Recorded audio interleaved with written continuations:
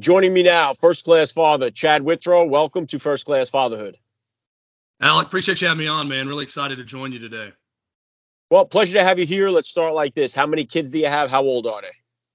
2 kids, 7-year-old girl, 3-year-old girl. So I'm in the process right now that every other parent I talk to about parenting says, just wait, right? That's the just wait. It's gonna get much more difficult as they get a little bit older. But I'm loving life right now with a 7 and 3-year-old.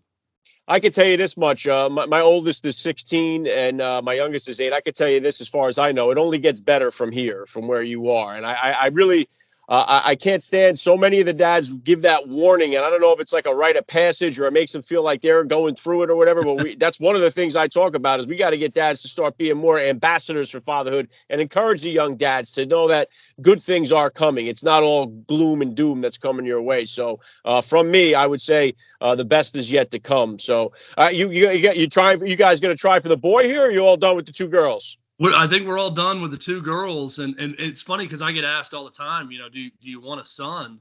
And my response is not really. I've got a lot of friends with sons that they're great. Not opposed to having a son, obviously, but it's more of I feel very content with the 2 daughters in my life. And I don't feel like I'm lacking for anything, being a girl dad and having 2 girls. So that's been great. And it's following up on your previous point. I will say that it's been amazing to see every little stage so far. Like, people say that, boy, time flies when you have kids. I think the opposite. To me, time flew from 18 until I had kids. And now time, I feel like, has slowed down a little bit, and you get to sort of appreciate and accept every little stage of their life so far, where they become this little person and they have a personality and you can see a little bit of yourself in them. I'm loving that part of it. As our 3-year-old now, she just went on a trip to see her in-laws in Nebraska, and she comes back and she's a different little person. You can tell she's developed a little bit more and she's developing her own personality. I think that part of it's really neat. Yeah, and I think to your point, Chad, too, I think one of the reasons for that is because becoming a father makes you a lot more aware of what's going on. You're more focused on things. You're more present in the moment a lot more time. So I think that could have something to do with it. And if you could, Chad, please, for those who don't know, if you could take a second here to hit my listeners with a little bit about your background and what you do. Yeah, so I'm a host of Outkick 360. It's a part of the Outkick network. We're under the Fox umbrella, and we are a sports and culture website.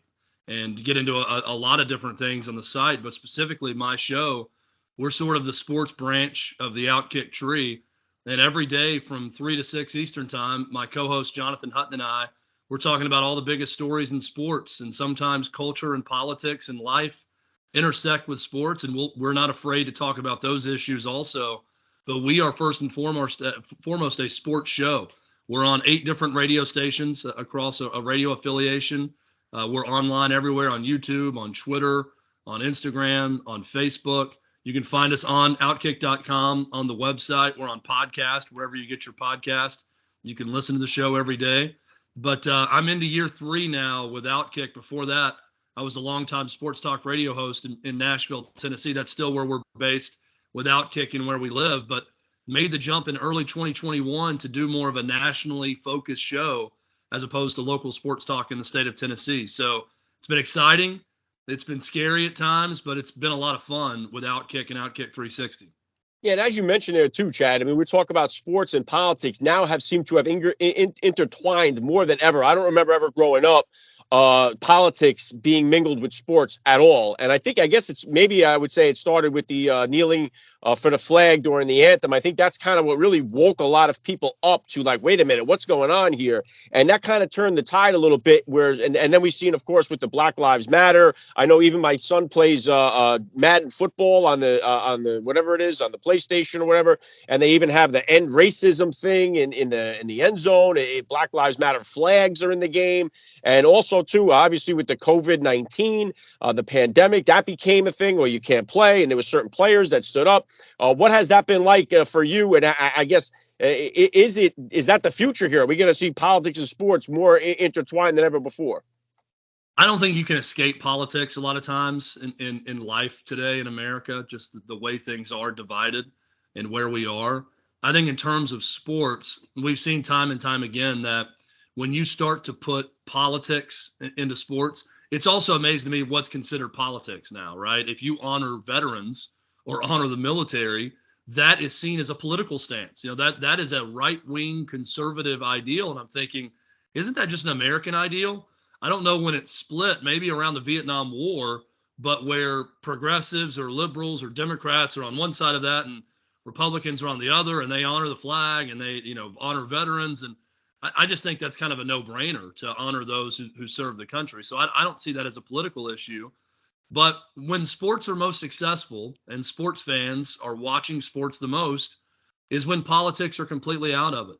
Sports are an escape. You watch it because you want to get away from the daily grind. You want to get away from what you see on the news, and you want to watch sports and you want to enjoy it. We try to do that on our show as best we can.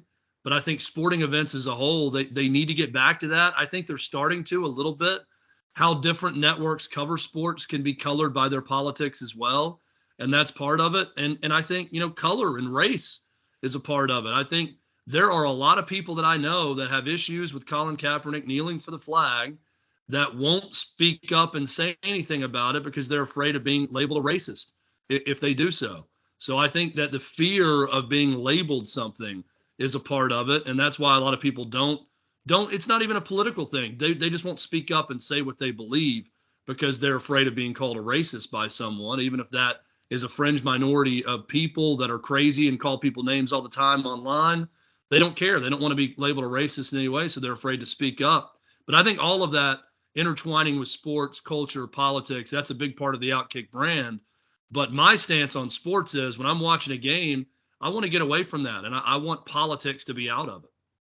Yeah, I think every sports fan really does at the end of the day. And I remember doing an interview with Eric Bieniemy this year at the Super Bowl, and I know it was the last time when he was playing the Buccaneers. Who was the defensive coordinator there for the Bucs? It was another black coordinator. Todd Bowles. Right. And I was in the room with both of these guys, and it was like every question was about them being black. Them playing, coaching in the Super Bowl, and Eric Bieniemy not getting a head coaching job because he was black. And it was like every question. And I started to feel like it was like so cringy, like hearing these reporters. And they kept saying like, hey, listen, I'm a coach. I'm not a black coach. I'm a coach.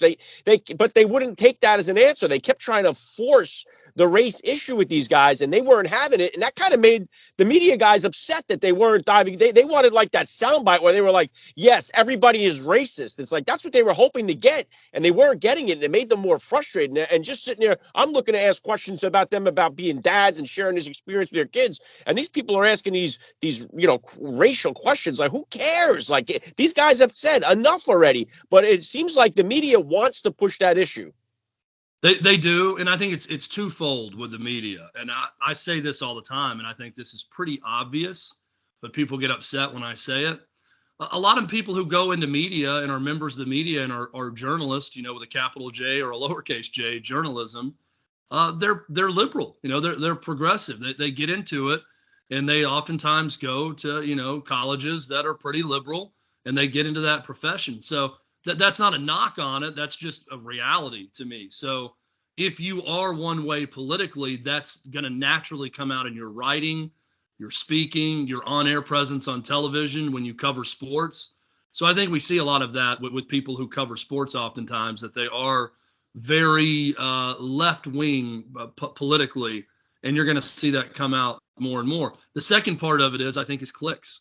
I think they have bosses, they have editors who are telling them when they go to that Super Bowl press conference or they go to that AFC Championship press conference, hey, we want to write the story about Eric Bieniemy not getting head coaching opportunities, or we want to write the story about Todd Bowles being a black coach in the Super Bowl, and we want some sound bites on that. So I think oftentimes the reporter takes it upon themselves. I think sometimes they're told to do that because they know that with that headline, and you can be salacious about it, you can sensationalize it, however you want to put it, you put that headline on there, and people are probably going to click on it either to hate read it or to love read it. And that's what their editors know, and I think they get that edict from their bosses at times. Yeah, it's so sad to see because, like you said before, the actual true sports fan could care less about all that stuff, but it is just being jammed down everybody's throats. And I wanted to kind of get your take on something here too, Chad, because uh, I'm a recovering alcoholic, addict, a gambler, the whole bit. So I grew up gambling on sports. I mean, I knew how to read a racing form before I ever read a book in my life. You know, I was just thrown into it. I loved it. It got me in a lot of trouble. The gambling part of it, sports gambling, all about teasers and parlays, you know, running, booking in school, the whole bit. Now we are seeing more than ever every single sports radio show. I'm not sure if you guys are sponsored by too, but it's DraftKings, FanDuel, fantasy football. The gambling aspect of sports has now been incorporated. You hear announcers talking about it during the game, point spreads and everything. And it's like it was so taboo growing up. Like you kind of did it in the corner, like it was a hush hush thing. Now it's out and proud. And I worry about how so many people who never would have gambled before are now gambling on sports. And how is that going to affect these kids who are growing up now, seeing their parents all gambling on football? What's your take on gambling on sports right now? Well, let me start by saying my experience growing up was very different from yours, the way you describe it. My parents didn't gamble. I didn't really know much about sports gambling. I probably really learned about it in the last 8 to 10 years in terms of point spreads and money lines and, you know, over under and all of those things in sports. And I still don't really understand, you know, horse racing and things like that. So I was a relative newbie to it, you know, when this all started. We do talk a lot about, you know, lines, and I'm more interested in the math of it, just seeing a line before the game to see what Vegas thinks about a game than I am gambling on it. My experience with gambling is I'll bet $3 or $5 at a time, maybe $10. I don't think I've ever had more than $300 in my online account. And then if I run out, I may put in, you know, $50 here and there, but that's about it. It has not affected my, you know, dealings with my kids or anything like that. Now, there are people who develop problems with it. I'm not going to run from that, right? And I think when you make it more readily accessible, that could lead to issues with people that are more prone to gambling addiction. I don't have a problem with it. I don't spend a lot of time on the app. I don't think my daughters would even, you know that I'm watching a game and that I might have $5 on it or $3 on it as I'm watching it. Most of the people I know who gamble a lot tend to have the means to do so. You know, there are stories of people who gamble more than they have, and they end up losing a ton of money, and it affects the mortgage, or it affects, you know, childcare payments or private school payments or whatever it may be. And that is a shame. And that is a problem when that happens. I can only speak from personal experience. I don't bet too much on games money wise. The people I know that bet big on games have the money to do it. And it's more of a luxury item for them. It's an entertainment expense when they bet bigger on games. So that's been my experience with it so far. I don't think it's affected anyone in my house, and certainly my daughters probably don't even know that I'm betting on a game at the time. But when the time comes, we'll have the conversation. You know, if they're old enough, they're 18, they want to get a DraftKings account or a FanDuel account or whatever it may be, we'll have that conversation and you know, make sure they understand to be responsible with it. Yeah, there's definitely a sickness involved in it. I know just from being in the thick of it, the best feeling in the world was gambling and winning. The second best feeling was gambling and losing. And it's just that type of feeling that goes into it. So I just kind of, but then again, it's one of those things where I don't know how you kind of contain it, because by not legalizing it and making it available, everyone kind of runs to the underground way of the street bookmaker. And so I don't know if it's the right thing, the wrong thing. I just know that so many more kids are being exposed to it at an early age. And I don't know if that's good or not, but I do know that it's been, embraced by all of the sports leagues now, where it used to be like you could never even mention the word gamble while you're talking, if you were a player or a coach. But now it seems like it's totally fine and so cool. Yeah, it removes the stigma from it, I think. And I think that can be a good thing about it when it's more of a household name with sports books, the ads for it. During games, you'll see the lines, the bottom of the screen for each team. Yeah. Networks have embraced it a lot more. I think when you remove the stigma from it, it probably, makes it more accessible, but I think makes it where there's not this criminal stigma about it, where you not only get the thrill of the bet and winning the bet, but you get the thrill of doing something that you think is wrong, which is very much a thing, for people, the allure of that. So I don't think that people have that thrill anymore with it. When I was growing up, I was in a fraternity at the University of Tennessee, and I feel like every fraternity had a bookmaker. They had one guy who was a bookie who would run lines, and he would take bets for the fraternity. And it was like oh man, you're going to place a bet with this guy. It was the cool, alluring, also bad thing to do. That's gone away now. That, every time you turn on a sporting event, you can look during a break and see someone in there talking about the latest offer at one of these sports books. Yeah.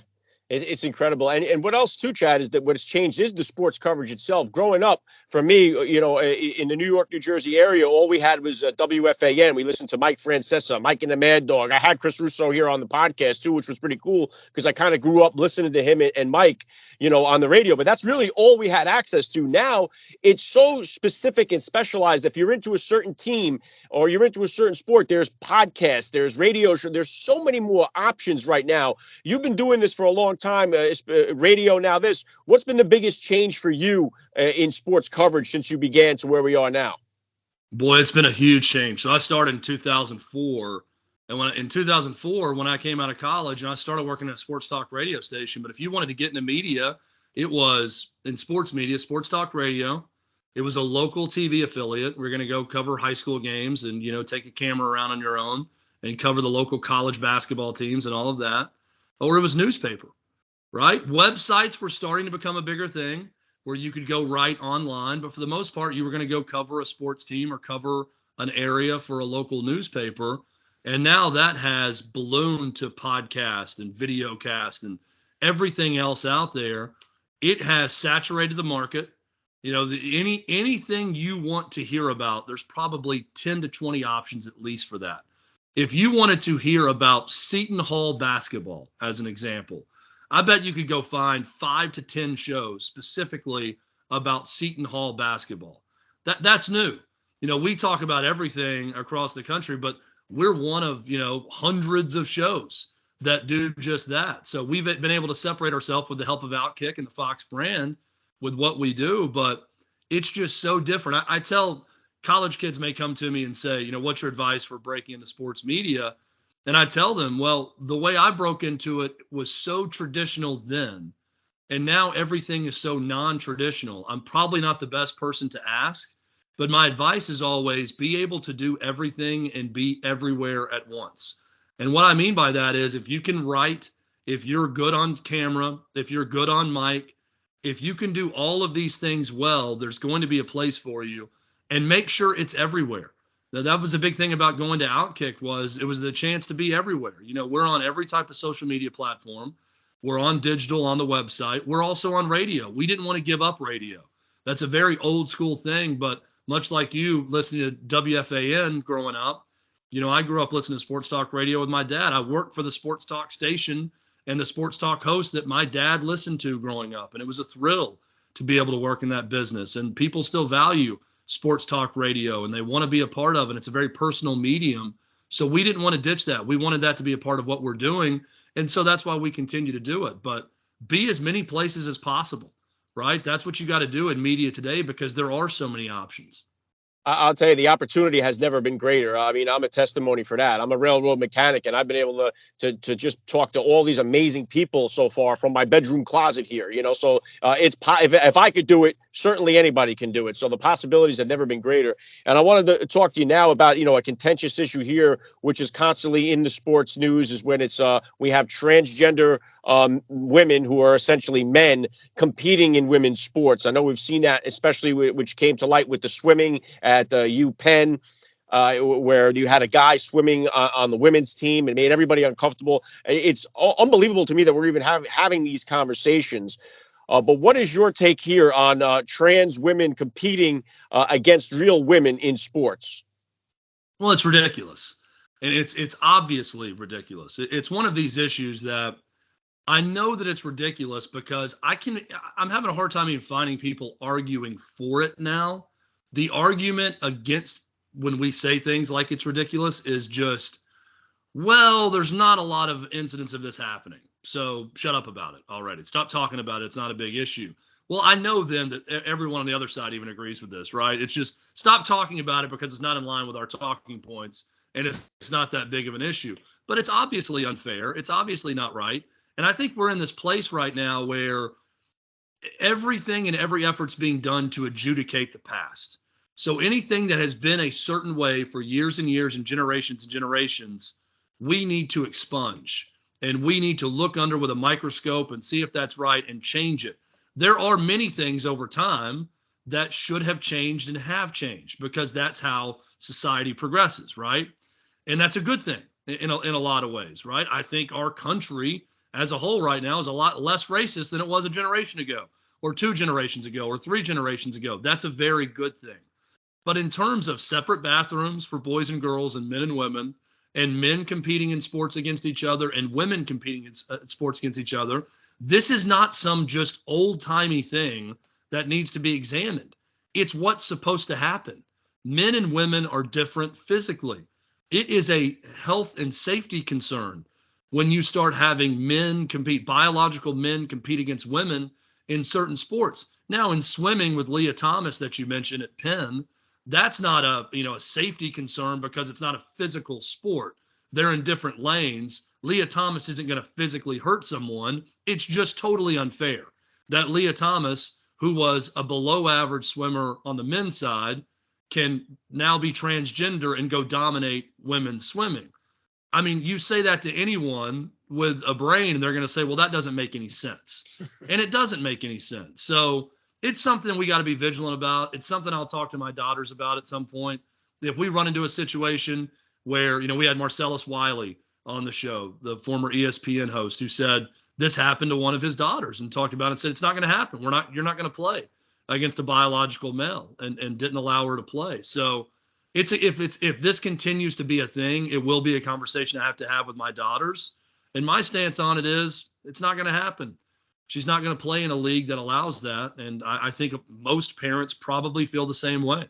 Yeah, well said, Chad. And that leads me right into this. We just had Equal Pay Day was the hashtag. I didn't know that was like a day, but it was apparently equal pay for men and women. And which was interesting was that all the ESPNs and even the president, Biden, everybody seemed to agree that there was only 2 genders on Equal Pay Day. No, the other 38, 40 genders got dropped like a wet banana. Nobody talked about those. It was only men and women.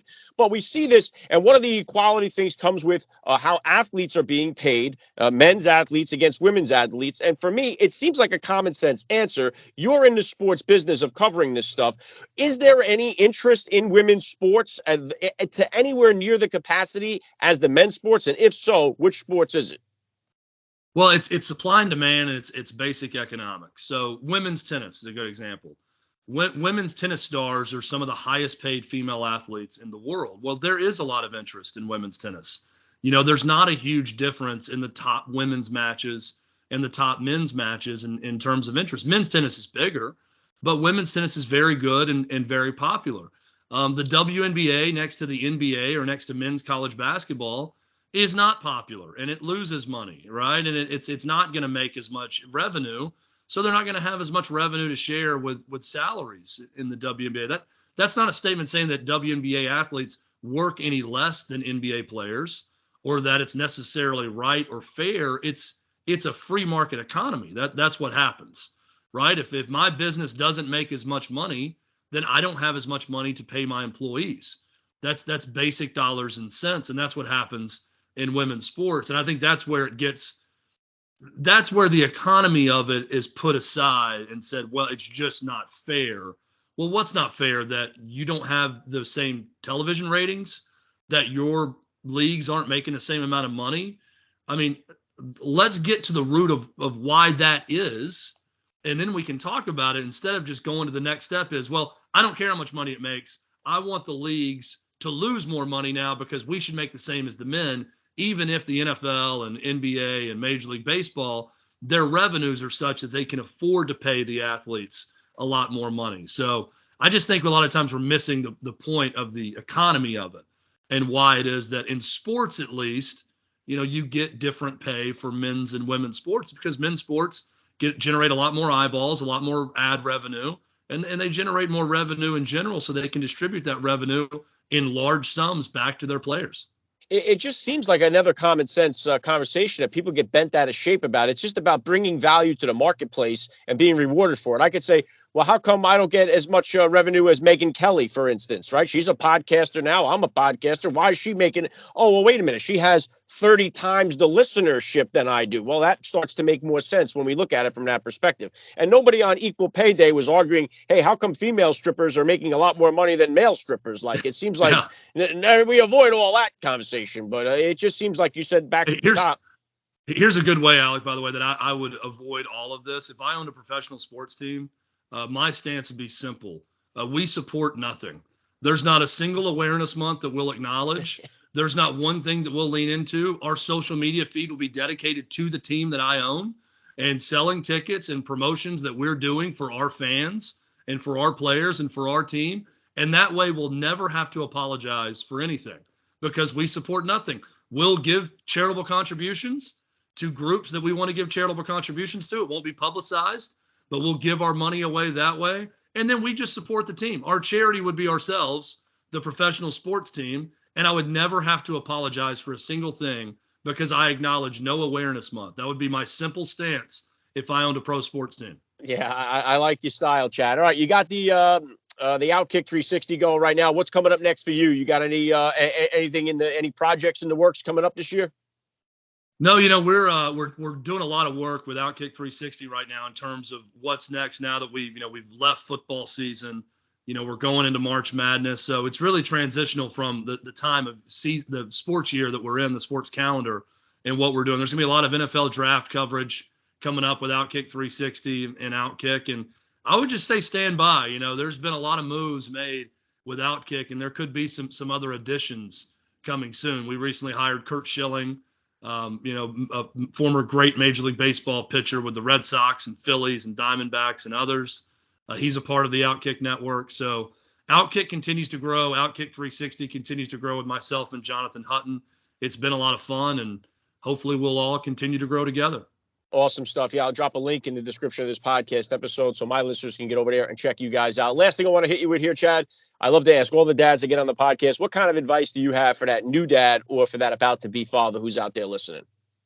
Just to don't get discouraged, right? Especially in the beginning, you hear all the bad things. We talked about this earlier. You don't often hear about the good things also, and there's plenty of good things with being a parent, even in the early days. Know that your sleep is going to be affected if you're present and doing what you should and helping out. And that's just the fact of life early on in fatherhood.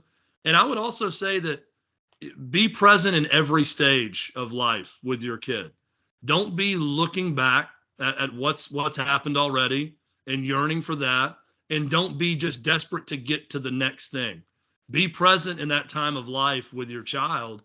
And you're going to grow to treasure that. And like I said, everyone had said life speeds by and it goes so fast with kids. It's been the opposite for me. I feel like life is going at a snail's pace a lot slower with kids. So enjoy it, understand that and appreciate every facet of it and every stage you have with your kid. That'd be the best advice I could offer to that new dad.